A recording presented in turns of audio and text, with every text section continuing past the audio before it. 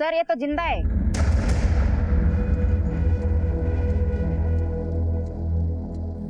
Manish sir, इस लड़की को लेकर तुरंत हॉस्पिटल के लिए निकलो। इसे किसी भी हालत में बचाना ही होगा। Right sir.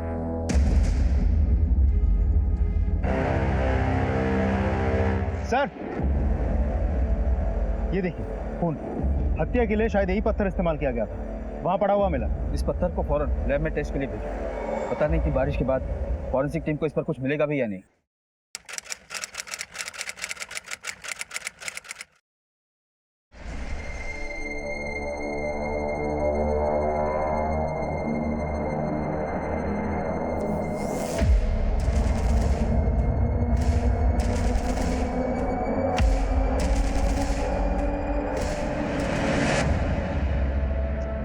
अभी आ गया ना। थाने के एंट्री रजिस्टर में साइन लो इसकी। कितनी बार बोले साहब, पढ़े लिखे नहीं है, अंगूठा चलेगा।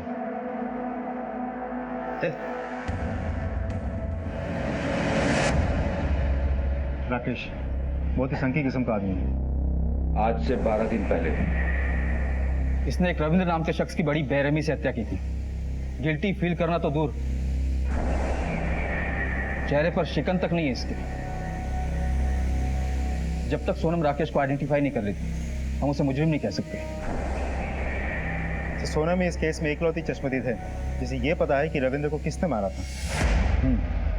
पर जब वो हमें मिली थी तब उसकी हालत बहुत ही ज्यादा खराब थी। वैसे सोनम कैसी है? सर मैंने डॉक्टर्स की एक टीम को सोनम के घर पर भेजा था। उनका कहना है कि सोनम की हालत पहले से काफी बेटर है। अगर हम चाहें तो सोनम का स्टेटमेंट अभी रिकॉर्ड कर सकते हैं।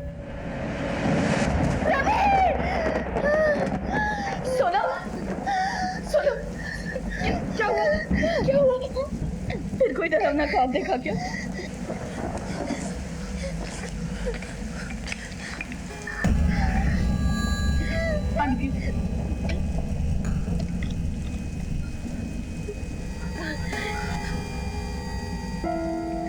सुनो, संभालो अपने आप को। हम तुम्हारा दर्द सिर्फ समझते नहीं, महसूस भी करते हैं। आखिर हम रवि की माँ हैं।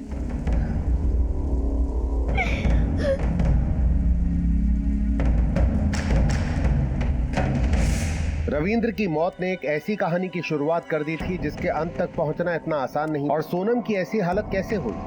हत्या को 13 दिन बीत चुके थे। रविंद्र के सारे रिश्तेदार रविंद्र के घर उसकी 13वीं पे इकट्ठा थे। कई परतों में लिपटी इस सनसनीखेज कहानी की तो ये महज शुरुआत थी। शांति है, शांति है, शांति है।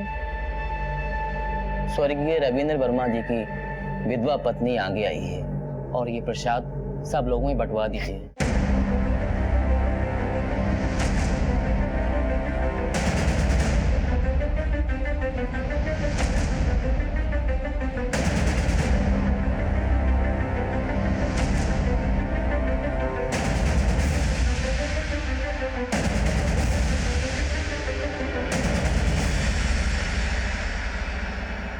रचना, सोनम, तुम दोनों ये प्रसाद सब लोगों में बांट दो।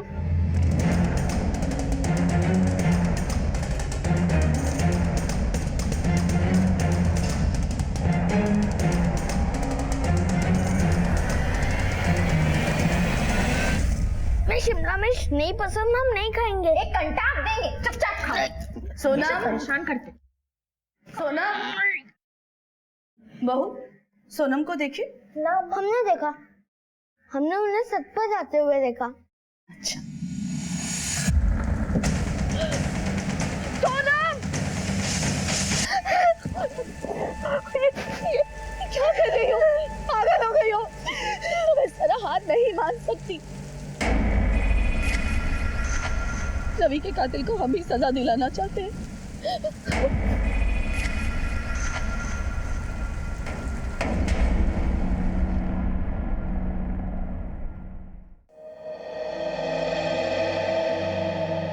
सोनम, यहाँ कुछ लोग हैं, तुम्हें आइडेंटिफाई करके बताना होगा कि रविंद्र को किसने मारा।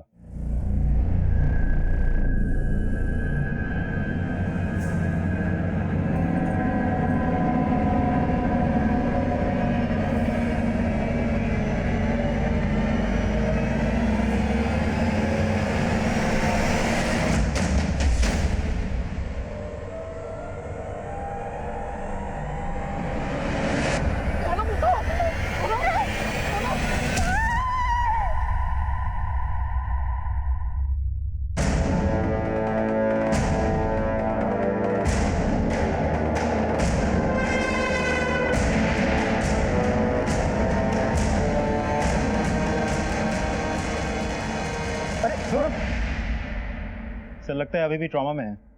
मनीष, सिर्फ सर्कमस्टेंशियल एविडेंस के बिना पर हम राकेश का कुछ नहीं बिगाड़ सकते।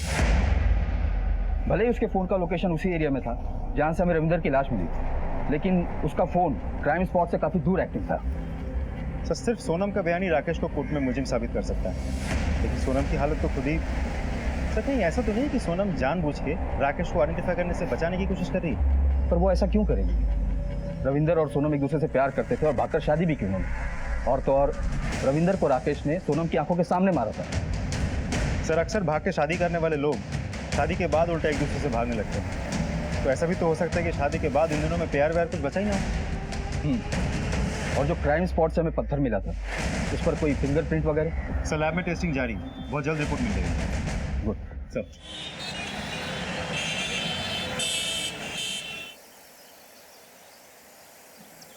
नाटक किया है तुमने पुलिस के सामने।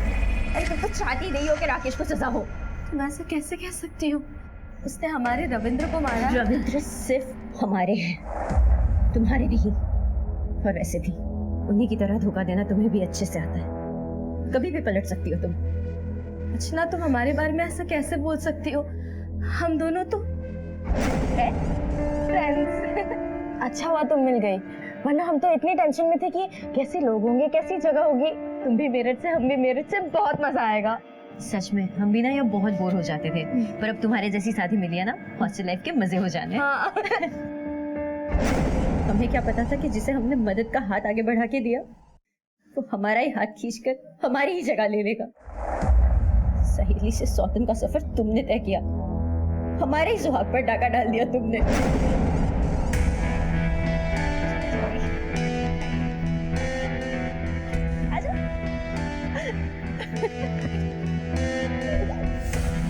ये हमारी रूम। सोनम। अरे आपको कैसे पता? अरे रचना हर वक्त तुम्हारे बारे में तो बात करती है। अच्छा रचना चलो हम चलते हैं, वरना फिल्म के लिए लेट हो जाएगा। बाय। अच्छा सुनो सुनो, हम साथ में फिल्म देखने चले। अरे ये तो और भी बढ़िया हो जाएगा। अरे आप दोनों जाइए ना, मैं कबाब में हड्डी नहीं बनना चाहती। कैसी बातें कर रही हो? देखो ज्यादा देर की ना तो सलमान की फिल्म है, फिर टिकट नहीं मिली तो हमें मत कहना। चलो चलो चल। अरे पता नहीं वो कौन सी मनहूस घड़ी थी कि हमने तुमको जाकर रविंद्र से मिलवा दिया। लोग तो अपने पैर पर कुल्हाड़ी मारते, हमने तो अपना पैर ही कुल्हाड़ी पर दे मारा। हमारा कोई मकसद नहीं था तुम्हारी सौतन बनना। ये सब किसी के हाथ में नहीं होता। ये रिश्ता कैसे बन गया पता ही नहीं चला। हम दोनों को एक दूसरे से प्यार कैसे हो गया कुछ पता ही नहीं चला। अरे झूठी हो तुम, एक नंबर की झूठी हो। रचना, दिन रात बहू को परेशान करना बंद करो। तुम्हें दिखाई नहीं देता वो कितनी तकलीफ में है? बेवकूफ बना रही है आप सबको। आप लोग को समझ में क्यों नहीं आता? एक शब्द भी और बोलने की जरूरत नहीं है। हमें सोनम पर पूरा भरोसा है, शायद तुमसे भी ज्यादा। चलो यहाँ से।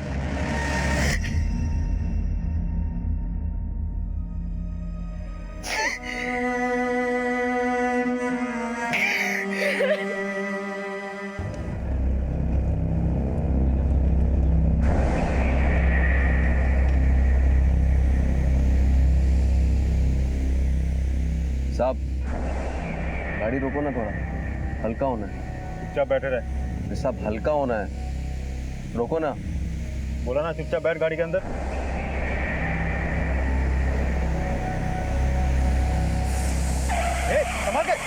संभालो गाड़ी।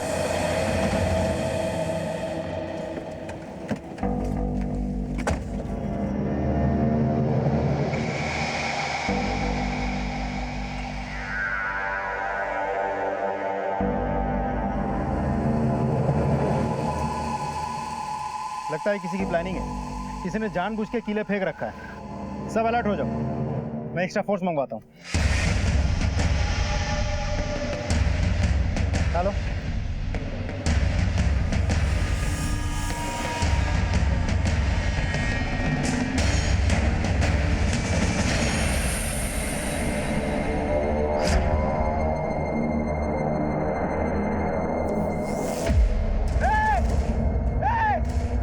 कौन पे रखो इसको। देखता हूँ मैं।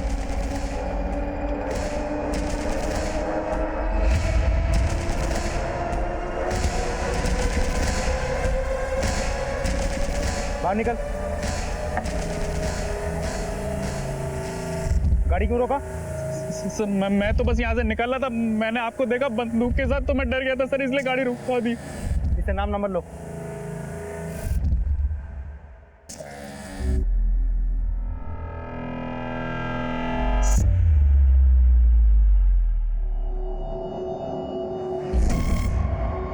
साहब राकेश भाग गया।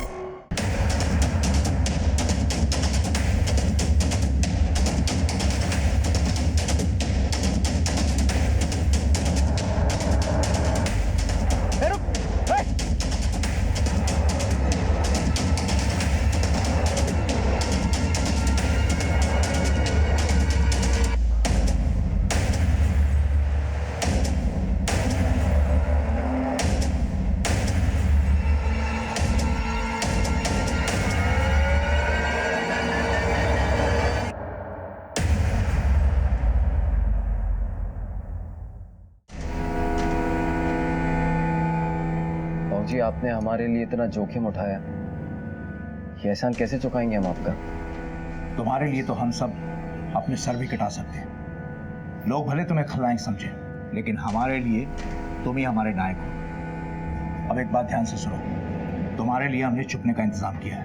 अब देर मत करो, अब तुरंत निकलो। संभाल कर लेके जाना। जी बाबा जी।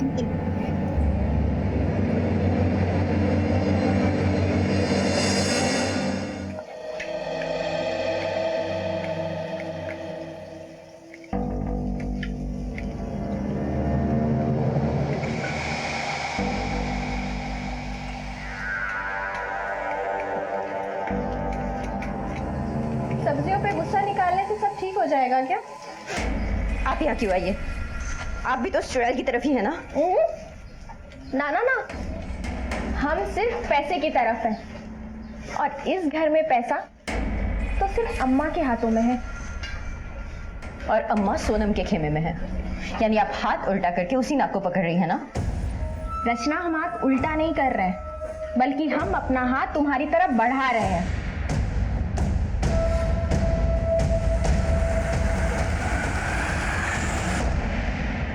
मनीष, ये 100% राकेश के लोगों का किया हुआ है। हो ना हो, इसका मास्टरमाइंड भूपेंद्र सिंह ही होगा। इससे पहले भी राकेश को बेल दिलाने के लिए उसने अपने समाज के लोगों के साथ बहुत बड़ा तमाशा किया था।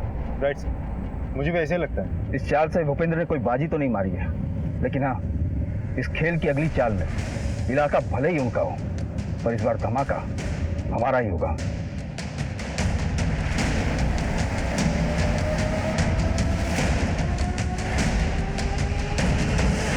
मैंने आपसे पहले कहा ना कि राकेश यहां नहीं आया है। भूपेंद्र सिंह, अगर मुझे एक भी सबूत मिला कि राकेश को भगाने में तुम्हारा ही हाथ है, तो याद रखना, इस उम्र में टूटा हुआ हाथ जुड़ेगा नहीं। तुमने एक अपराधी की मदद की है। कौन अपराधी? आप शायद भूल रहे हैं, आपकी हद सिर्फ आरोपी को पकड़ने तक की है। अपराधी कौन है इसका फैसला कोर्ट में होगा, और जिसका फैसला आने में भी सालों लग जाते हैं। राकेश हमारे लिए, हमारे समाज के लिए एक उदाहरण है। आप यहाँ अपना समय बर्बाद कर रहे हैं। ठीक है, पर तुम्हारे राकेश को कोर्ट में गुनहगार साबित करके हम इसी समाज में एक और भी बड़ा उदाहरण बनाएंगे, देखना।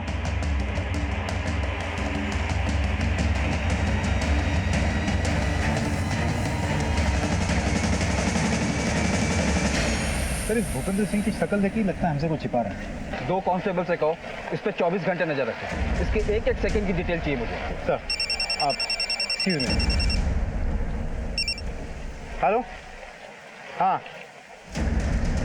ठीक है, हम अभी पहुंचते हैं। सर, खबरी गुड्डू का कॉल था, सोनम के एरिया में राकेश को देखा गया है। चलो,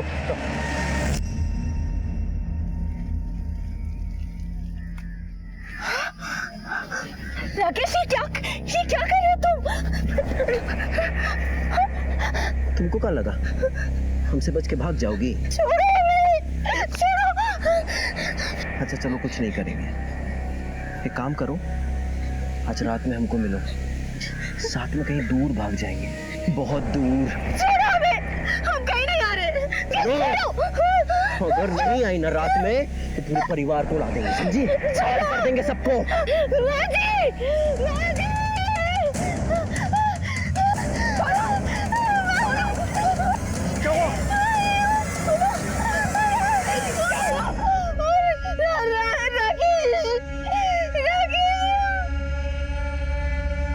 संभालो इसे छोड़ेंगे नहीं हम।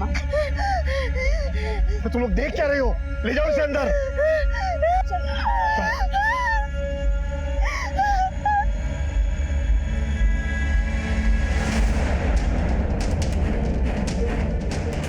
रुको, कहाँ जा रही हो तुम? क्या कर रही हो तुम? छोड़ो हमें। मुन्नी रुको, मुन्नी, मुन्नी क्या कर रही हो तुम? रुको, मुन्नी रुको। हम इस कुत्ते को छोड़ेंगे नहीं। आप उस तरफ देखिए, हम इस तरफ देखते हैं। क्या सच में रविंद्र की हत्या में राकेश का हाथ था?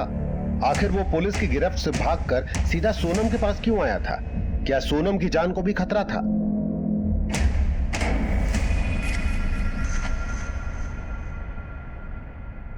सही तो किया उसने। ये विधवा थोड़ी ना है। रविंद्र की पहली, हमारा मतलब रविंद्र की पत्नी सिर्फ हम हैं, और उसके बाद एक मर्द की जिंदगी में चाहे कितनी भी औरतें आ जाए। पता है ना शालू दीदी, ऐसी औरतों को क्या कहते हैं?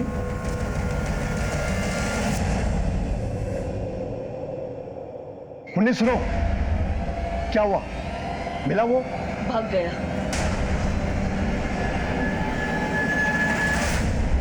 घर का कोना कोना छान मारो, जाकर ऊपर देखो। सर, आसपास अच्छे से चेक किया, लेकिन राकेश कहीं नहीं है। लगता है वो भाग निकला है। शायद ये राकेश शहर छोड़कर भागने की फिराक में है। शहर के सारे एग्जिट पॉइंट की चेकिंग बढ़ा दे और इस राकेश की फोटो हर जगह सर्कुलेट कर दे। सर, देखिए मुन्नी जी, इस तरीके से कानून अपने हाथ में नहीं लेना चाहिए था आपको। आप प्लीज ऐसा दोबारा ना करें। हमने कोई कानून अपने हाथ में नहीं लिया है। इस बंदूक के कागज है हमारे पास। हम राकेश की तरह अपराधी नहीं हैं। और आपको क्या लगता है जिस आदमी ने हमारे बेटे को मार डाला उसके सामने हम आरती की थाली लेकर जाए? हमारे बेटे की आखिरी निशानी की रक्षा हम कर सकते हैं। हम सोनम से एक बार बात करना चाहते हैं। वो अपने कमरे में है, बहुत डरी हुई है। इस वक्त वो किसी से बात करने की स्थिति में नहीं है। ठीक है, हम उसकी सिक्योरिटी के लिए कांस्टेबल अलॉट करते हैं।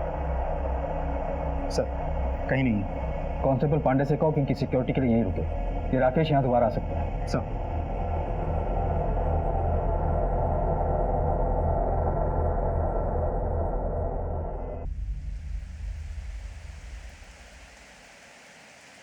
मुन्नी, हमें लगता है तुम सोनम की तरफदारी कुछ हद से ज्यादा ही कर रही हो। हाँ, मानते हैं वो अच्छी है, उसके पेट में हमारे परिवार का चिराग पल रहा है, लेकिन हमें रचना के बारे में भी तो सोचना चाहिए। हम रचना से भी उतना ही प्यार करते हैं, पर सोनम की कोख में हमारे घर का चिराग पल रहा है और हम किसी भी कीमत पर रवि की आखिरी निशानी को कुछ नहीं होने देंगे।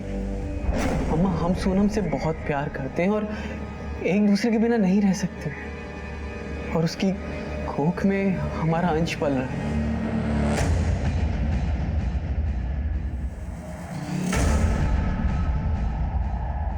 अम्मा, हमारी शादी हो चुकी है, अब तो उसे अपना लीजिए, हमें अपना आशीर्वाद दीजिए।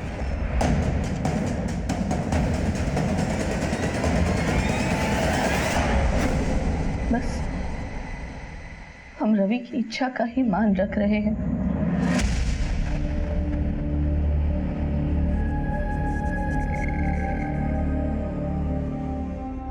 जाओ। सर, राकेश की कोई खबर? सर अभी तक तो नहीं, लेकिन हमने खबरियों को काम पे लगा दिया। राकेश की फोटो इस शहर के हर पुलिस स्टेशन में सर्कुलेट करवा दिया। सर, भूपेंद्र सिंह पे भी हमने नजर बनाई हुई है। फिलहाल उसके घर के एक्टिविटीज तो नॉर्मल लगता है। राकेश के मिलने के बाद उसे रिमांड पर लेने के लिए हमें एक स्ट्रॉन्ग एविडेंस की जरूरत है, और अब तक राकेश के खिलाफ अगर हमारे पास कुछ है तो हमारी खुद की बनाई हुई थियरीज। जिस पत्थर से रविंद्र की हत्या हुई थी उससे कुछ हाथ लगा? नहीं सर, आज ही फॉरेंसिक टीम से मेरी बात हुई थी। उनको उस पत्थर से कुछ प्रिंट्स मिले जिन्हें मिटाने की भी कोशिश की गई थी। फॉरेंसिक टीम ने उन प्रिंट्स को हैदराबाद लैब में टेस्ट के लिए भेजा। थोड़ा वक्त और लगेगा सर। वक्त भी तो नहीं है हमारे पास। नहीं,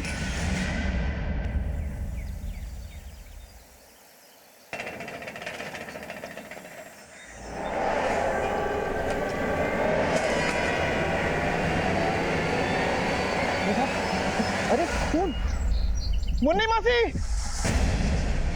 मुन्नी मासी, बाबूजी।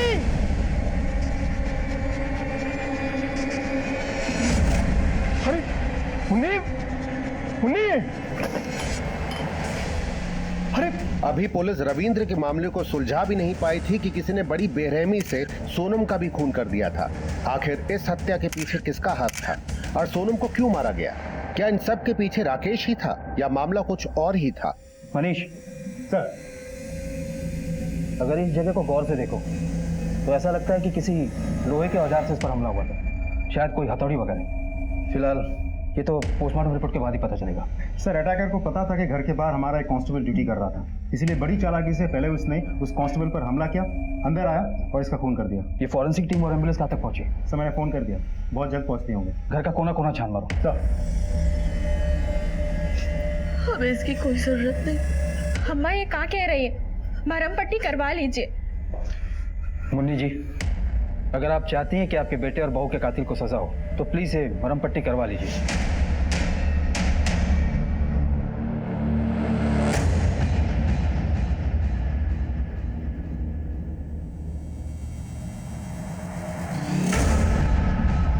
क्या आप बता सकती हैं कि एग्जैक्टली क्या हुआ था? कल के सिंदूर वाले हादसे के बाद हमने तय किया कि हम हमारी बहू और उसके होने वाले बच्चे की हिफाजत के लिए हम रात को पहरा देंगे। इसीलिए हम रात को जगे हुए थे और अचानक सुबह सुबह के वक्त हमें आवाज आई। हम बाहर गए तो किसी ने हम पर पीछे से वार कर दिया और जब हमें होश आया तो सब कुछ लुट चुका था।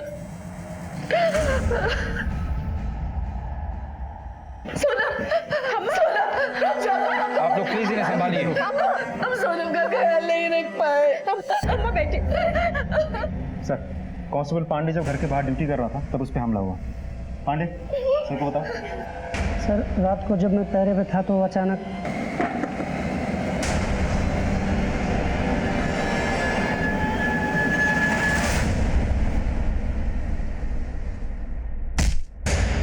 हमलावर का मकसद सिर्फ सोनम को मारना था और उसने मारा और बाकियों को सिर्फ बेहोश किया।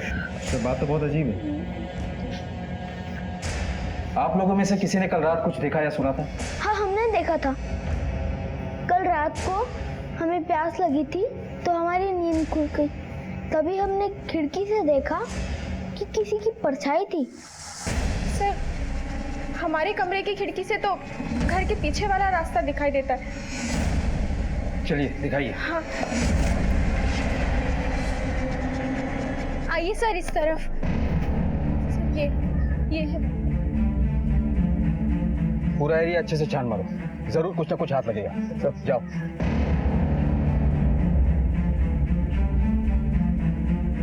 सर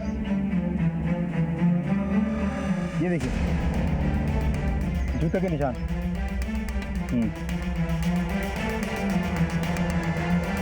ये जरूर उस कातिल के जूतों के निशान है जिसने सोनम की हत्या की और फिर फरार हो गया।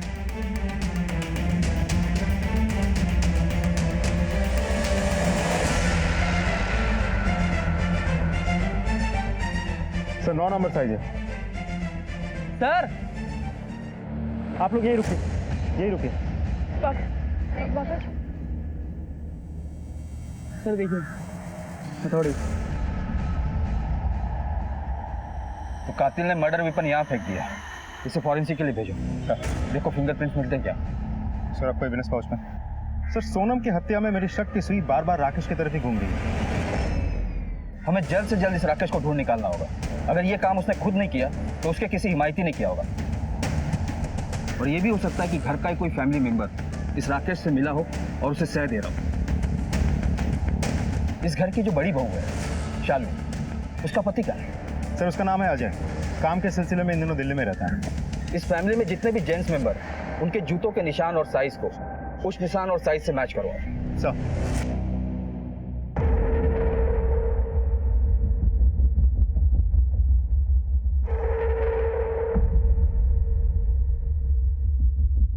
फॉरेंसिक टीम को हथियार से कुछ नहीं मिला। कातिल ने खून करने के बाद बड़ी चालाकी से हथियार को किसी चीज से साफ कर दिया था। मतलब मर्डर वेपन तो हमारे पास है, पर वो हमारे किसी काम का नहीं। Excuse me sir. हेलो, हाँ ओके सर, कलबरी चौक के बाइक पेट्रोलिंग पुलिस टीम ने राकेश को उनके एरिया में देखा था। राकेश को? जी सर, उन्होंने जब राकेश का पीछा किया तो पता चला कि वो उसी एरिया के एक सुनसान घर में डेरा जमाए बैठे हैं।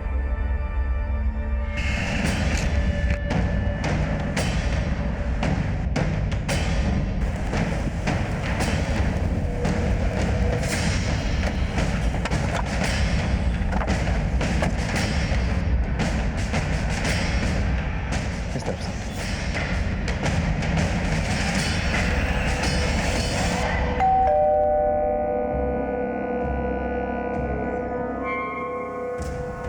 सर, अरे ठीक है, बनाया करो यार। बहुत भागा और भगाया, अब चल तेरे पैरों की मालिश करवाते हैं। साहब मैं तो पहले तूने रविंदर को मारा, फिर हमारी टीम को धोखा देकर भाग निकला। उसके बाद तूने सोनम और उसके कोख में पल रहे 3 महीने के बच्चे को भी मार डाला। कहा सोनम मर गई? साहब ये कैसे हुआ साहब? अब 1 मिनट भी वेस्ट किया ना तो तेरे खाल खींच लूंगा। चल बता, जब सोनम ने तुझे पिछली बार धोखा दिया था तब तो तूने उसे माफ कर दिया था, इस बार उसने ऐसा क्या किया कि तूने उसे जान से ही मार डाला? जितना मारना पीटना है मार लीजिए, लेकिन अब सच कह रहे हैं, हमने सोनम को नहीं मारा साहब, हम तो उसे बहुत प्यार करते हैं। फिर से शुरू मत होना, हमें पता है कि सोनम तेरी पत्नी थी।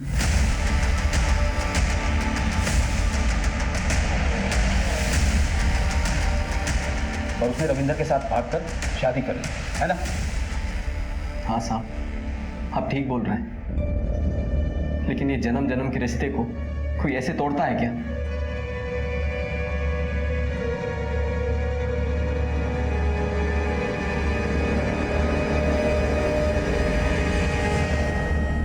क्या हुआ? अभी हम इस सब के लिए तैयार नहीं हैं। दूर हटो हमसे। पापा ने भी एकदम अपने जैसा लड़का पकड़ा दिया।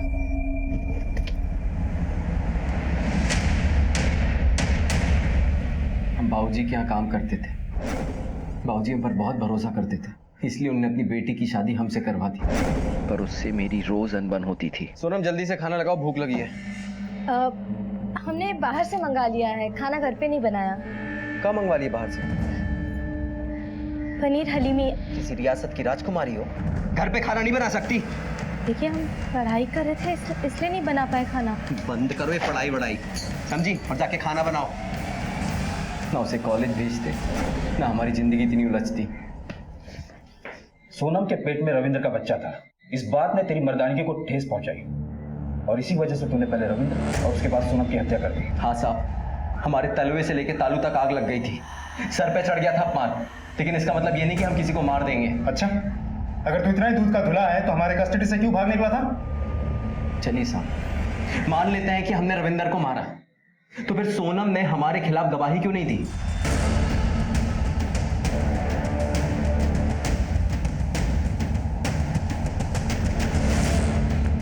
क्योंकि वो जानती थी कि हमारा इन सबसे कुछ लेना देना नहीं है।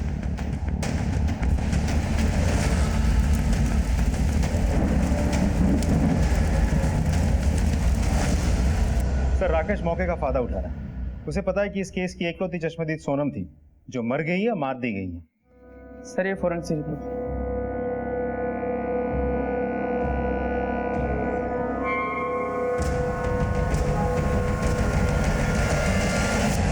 तेरे लिए अच्छी खबर नहीं है, जिस पत्थर से तूने रविंद्र की हत्या की थी उस पर तेरे उंगलियों के निशान मिल गए।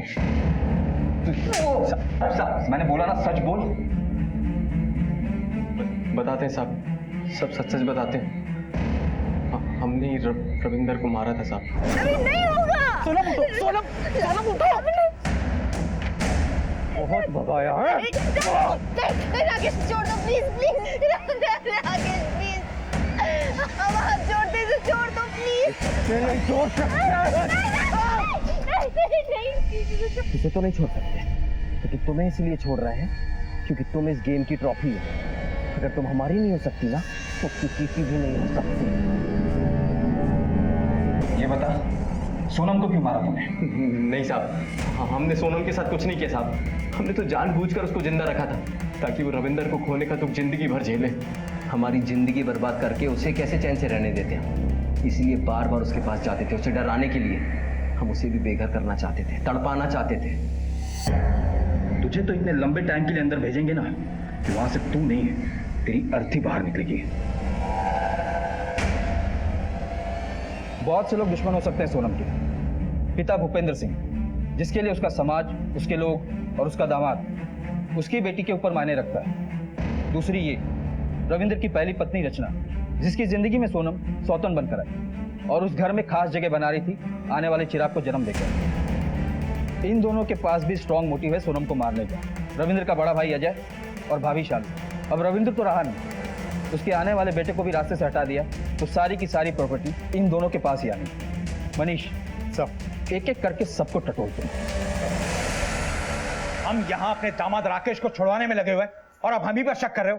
हमें यहाँ उठा कर लिया है। निकालो इन सबको बाहर। चलिए। आपका दामाद ही आपकी बेटी का कातिल हो सकता है, ये जानते हुए भी उसे छुड़वाना चाहते हैं आप। कौन सी बेटी साहब? हमारे लिए तो वो उसी रात खत्म हो गई थी जिस रात उसने किसी और के साथ मुंह काला किया था। पूरे समाज में सालों से बनाई हुई इज्जत को एक ही रात में मिट्टी पलीत कर दी। उसने सिर्फ राकेश ही नहीं, अपनी जिंदगी से जुड़े हुए हर एक शख्स के साथ धोखा किया है। और फिर दामाद ससुर मिलकर खून की होली खेलनी शुरू कर दी। दामाद ने बेटी के प्रेमी रविंद्र को मारा, बाप ने बेटी को मारा। सच बोल रहा हूं ना मैं? काश आपकी बात सच होती, लेकिन यह सच नहीं है। यकीन मानिए दरोगा साहब, अगर हमारी बेटी हमारे हाथ लग गई होती ना तो इतना तय है कि अब बच नहीं पाती। और एक बात और बताएं, किसी को भी उठाकर लाने से पहले उसके खिलाफ पक्का सबूत और गवाह तो तैयार कर लेते। भूपेंद्र सिंह, इस चौकी से बाहर निकलकर जब तीसरी गली में घुसोगे तो वहां वकीलों की मंडी मिलेगी। ये ताव वहां दिखाना शायद कुछ काम हो जाए, क्योंकि उन लोगों की रोजी रोटी तुम जैसे लोगों से चलनी है। जाओ, लेकिन शहर मत छोड़ना। चलो रे। हमें पता था सर, आज नहीं तो कल आप हम पर शक जरूर करेंगे। हमारा और सोनम का रिश्ता ही कुछ ऐसा था। सर, आप लोगों को सोनम पर बहुत तरस आ रहा होगा ना, पर असल में तो आप लोगों को हम पर तरस आना चाहिए। अरे सोनम को छोड़िए, हमारे अपने पति ने हमें धोखा दिया था।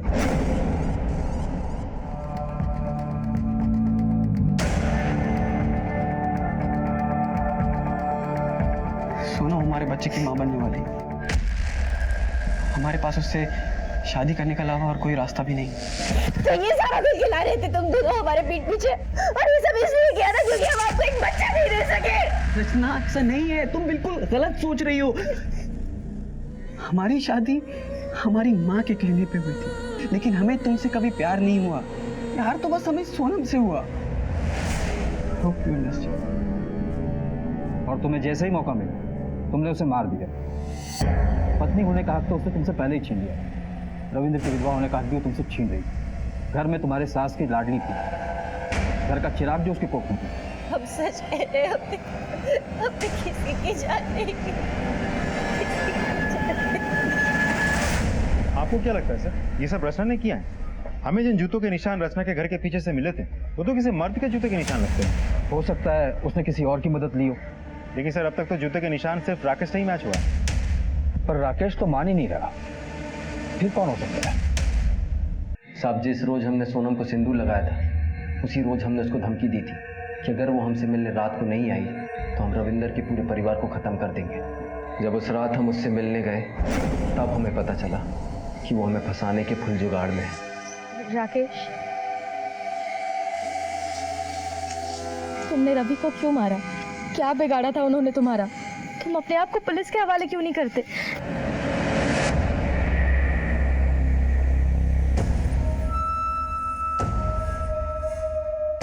हमको फंसाने की कोशिश कर रही थी। छोड़ेंगे नहीं तुम। साम दाम दंड भेद हम सारे पैतरे अपना चुके थे, यहाँ तक कि उसकी सास तक को भड़का चुके थे। लेकिन वो थी कि रविंदर की विधवा बन के रहने को तैयार थी, लेकिन हमारे पास आने को तैयार नहीं थी। सर, ये जो प्रॉपर्टी के पेपर्स हमारे हाथ लगी हैं, इससे तो ये लगता है कि रविंद्र का मामला एक रिवेंज स्टोरी है। रविंद्र के मौत के बाद रविंद्र ने सारी प्रॉपर्टी उसके बच्चे के नाम, सोनम के पेट में पल रहे बच्चे के नाम कर दी थी। अब रविंद्र के सारे प्लॉट्स प्रॉपर्टी सब मिला के करीब 2.5 करोड़ की संपत्ति वो अपने पीछे छोड़ के गया था। तो ऐसे भी हो सकता है कि इतनी बड़ी संपत्ति हथियाने के चक्कर में किसी ने सोनम को मार दिया हो।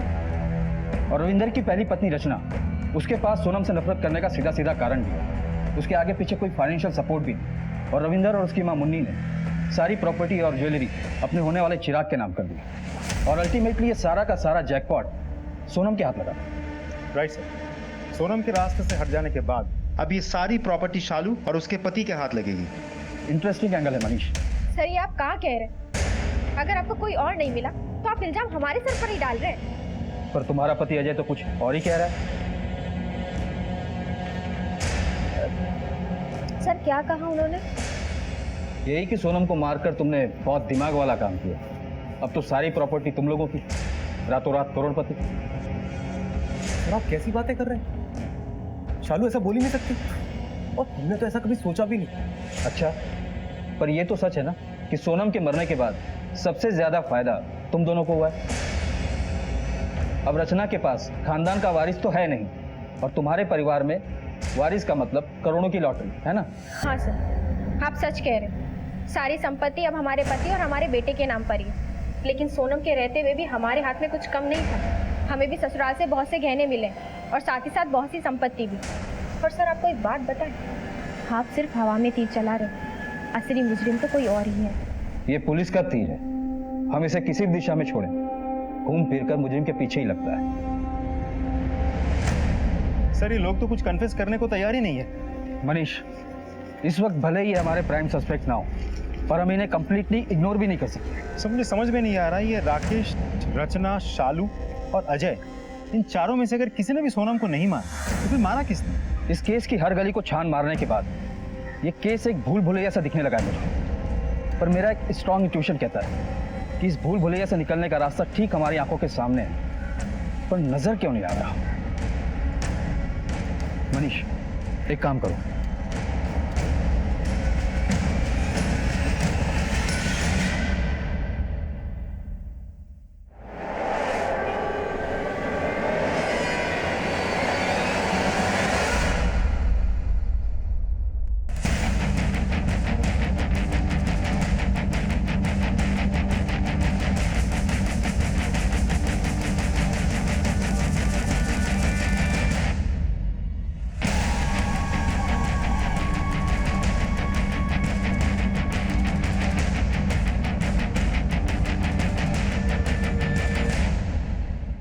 इस बार मेरा इंट्यूशन बिल्कुल सही निकला, इसलिए मैंने डॉक्टर से कहा कि तुम्हारे जख्म को चेक करें।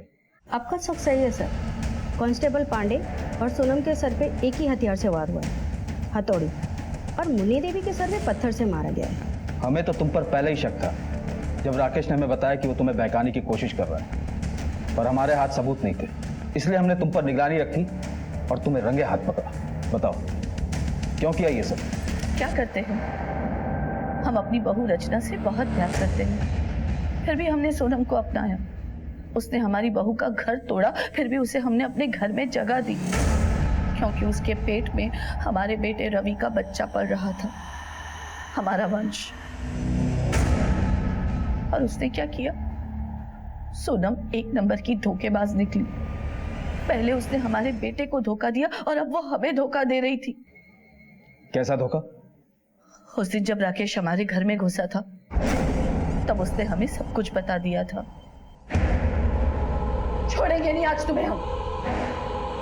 सोनम कभी तुम्हारे बेटे से प्यार नहीं करती थी, ये सब उसकी एक चाल थी ताकि तुम्हारी प्रॉपर्टी और सारी जमीनों पे कब्जा कर सके। सोनम हमारे बेटे से बेहद प्यार करती है, उसके पेट में हमारे घर का वारिस पल रहा है। तुम्हारे घर का? वो बच्चा हमारा है, और देख लेना एक दिन तुम्हारा सब कुछ छीनकर वो हमारे पास वापस आ जाएगी। और अगर अब भी यकीन नहीं है ना, तो आज रात 1 बजे अपने घर के पीछे आ जाना, बाकी की पिक्चर तुम्हें वहीं दिखाते हैं। पहले तो हमें उसकी बात पर बिल्कुल विश्वास नहीं हुआ, पर बाद में हमने खुद अपनी आंखों से देखा, हमें बहुत गुस्सा आया। इसीलिए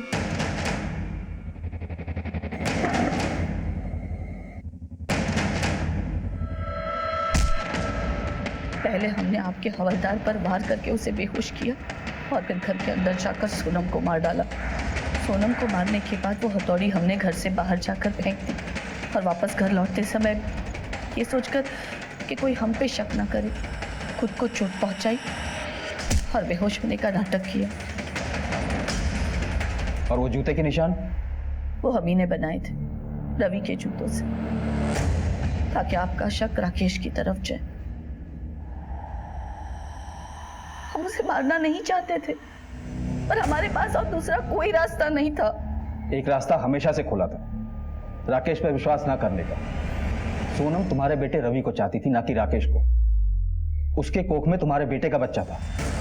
वो राकेश की शक्ल तक नहीं देखना चाहती थी, उल्टा उसे जेल भिजवाना चाहती थी। उस रात सोनम राकेश से सिर्फ इसलिए मिली ताकि तुम्हारा परिवार बच सके। आपके बेटे रविंद्र ने सोनम से दूसरी शादी करके अपनी पहली पत्नी रचना से नाइंसाफी की। आपने अपने स्वार्थ में आकर पहले इस रिश्ते को हवा दी और फिर अपनी छोटी सोच में उलझकर उसकी जान ले ली।